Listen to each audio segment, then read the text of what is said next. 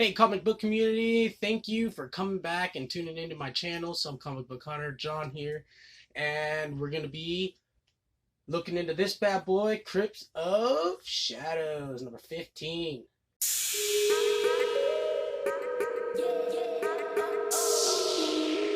Let's get into it, guys.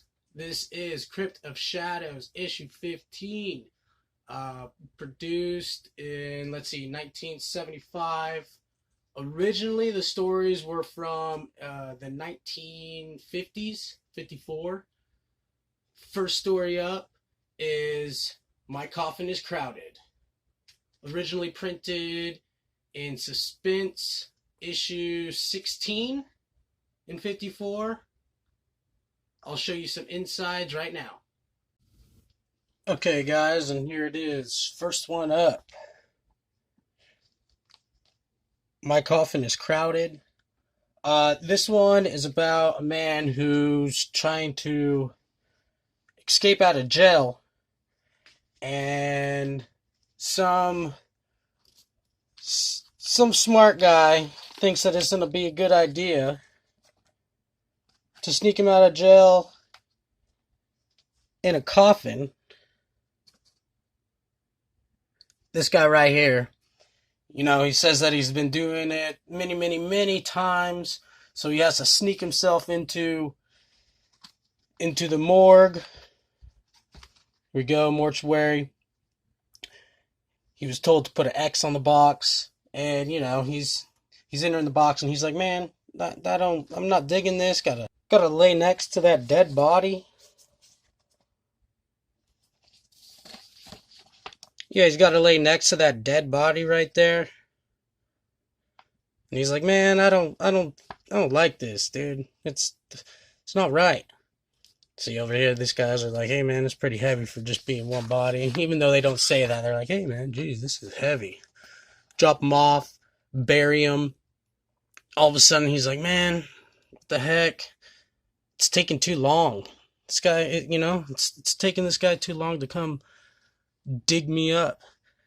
And so he's like freaking out over here, and he's like, okay man, it's getting a little too dark. Where is this guy? And getting a little restless, so he lights up the light, and boom, old man he was waiting for, dead in the coffin. What a surprise. Right, guys?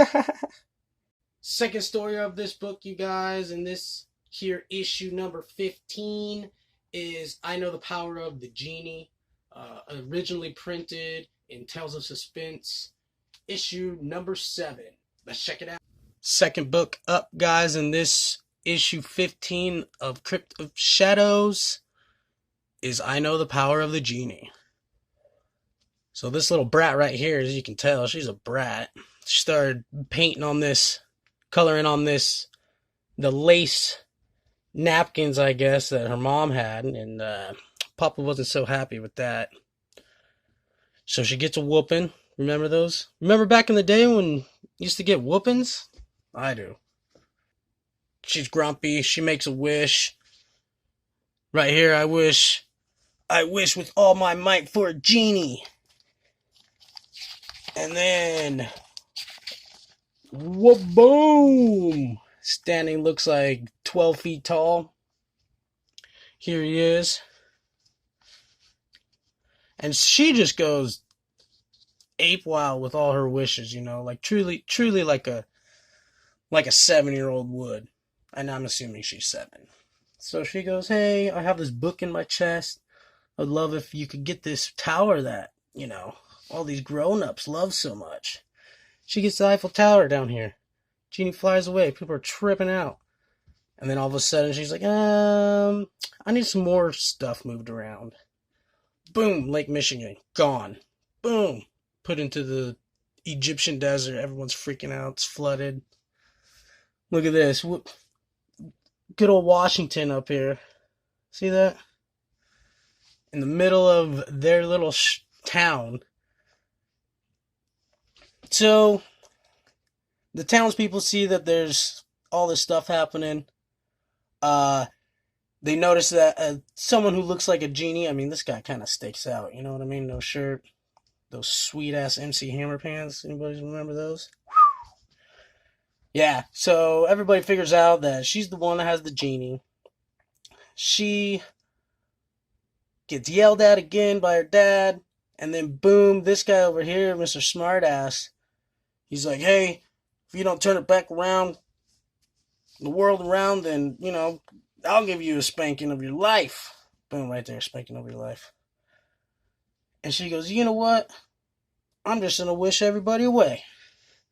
And, yep, boom, everyone's gone. And then, like a little spoiled brat she is, she gets bored. She goes, hey, I want everything back to normal.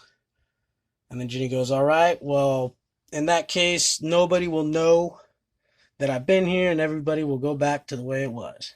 And you can't ask for me ever again or wish upon me ever again. So, boom, back to normal. And the only reason why this was found out and anybody knew is because her brother right here accidentally left his tape recorder on and recorded the whole conversation in the house with the genie with his sister. Allegedly. Number 3, Secret of the Swami. Originally presented, Tales of Suspense, number 25. Let's take a look. Alright guys, and here it is, number 3, Swami's Secret. So I don't know if you guys know what a Swami is, but it's a fortune teller. And this is a detective over here. Right here. And this guy hired him because he kind of doesn't believe it. Or maybe they both detectives. No. One's a detective or an investigator. This guy. And then this guy is just the regular old schmuck, you could say, for believing all this. So the Swami, Swami's trying to prove to the investigator that he could read minds. So, as or not read minds, but he can see the future. So, boom, he's impressed, obviously. How could you know that? I haven't talked to anybody. And the Swami's just, ha, ha, ha, ha, ha. Money, money, money. I just want the money. So, what is it, years later? I think it was like a year later, it says in the book.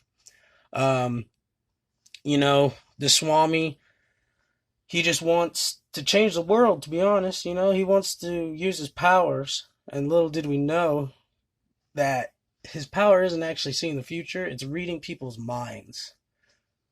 So yeah, he just wants to change the world, He wishes he could have fought the Nazis, and change shit. So here's his chance, he thinks. Boom. Has his baldy. Swami reads people's minds just for the fun of it. So he reads this guy's mind, and the Swami thinks that he's some alien getting ready to take over the universe, or at least the world. So the Swami goes and follows this guy around to his house,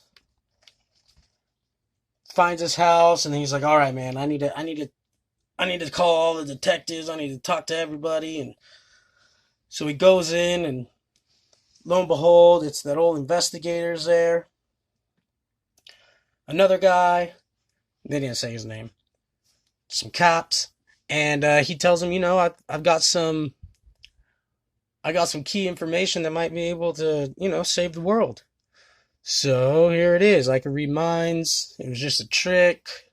I've been making money on it.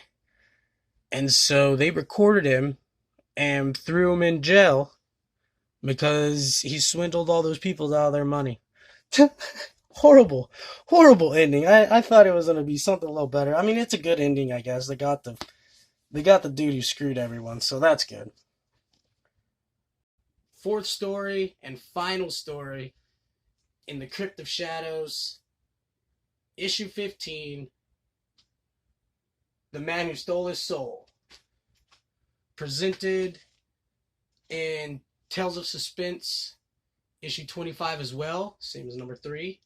And let's take another deeper look into this, you guys. Fourth and final story in this awesome issue 15 of the Crypt of Shadows. Right here we see little John Romita Sr. There's no JR over there, even though he's actually not a junior. So this one, the man who sold his soul. So he works at a grave, and he's just pissed, man. He's always working during all the festivals and the fiestas. So right here, you know, there's a party going on, and he's upset. He always has to work, da-da-da-da.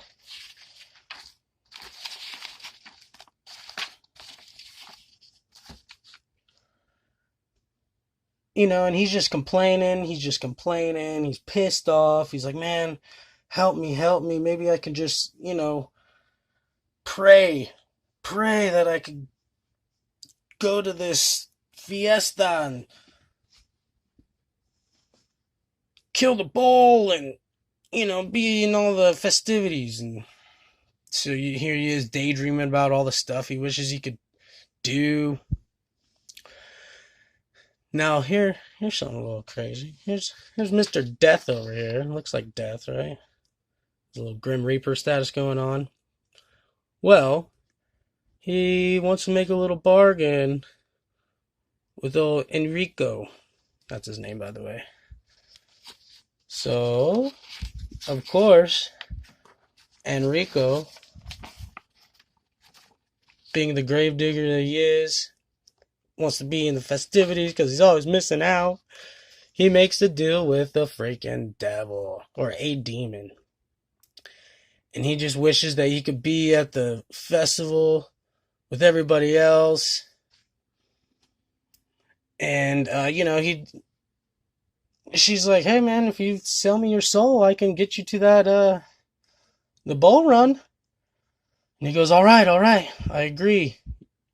You can have my soul after I'm dead, because, you know, that's how it works. Once you die, the demon gets your soul. And I don't know what this is. It kind of looks like Batman symbol or something, huh? Weird. But, yeah, so he makes the deal, and she goes, all right, come deeper into the graveyard while you will work the transformation. So goes down there to the graveyard. She puts the curse on his soul, and then boom, he's in the arena like he wanted. And he's like, oh man, I can smell it, I can hear it, I can hear the crowd. This is it, man, this is it. We're gonna do this. I finally get to kill the bull. And as soon as this poor guy knows what happened, he realizes that he's not the conquistador, he's the bull. And with a gruesome end, with a sword to the head, he dies, and the demon has his soul. Hey everyone, thanks for tuning in. And I just have a question. If you guys like this deep dive, go ahead and leave a comment down below. And if you haven't already, if you like my content, go ahead and hit that sub, hit that like, hit the bell notification too, because I've been kind of backed up on videos, so I'll be putting a few out pretty often here. I have a few ideas, and so I'm working on it, and hopefully I'll be able to put them out in a timely manner. Thanks guys, have a good one.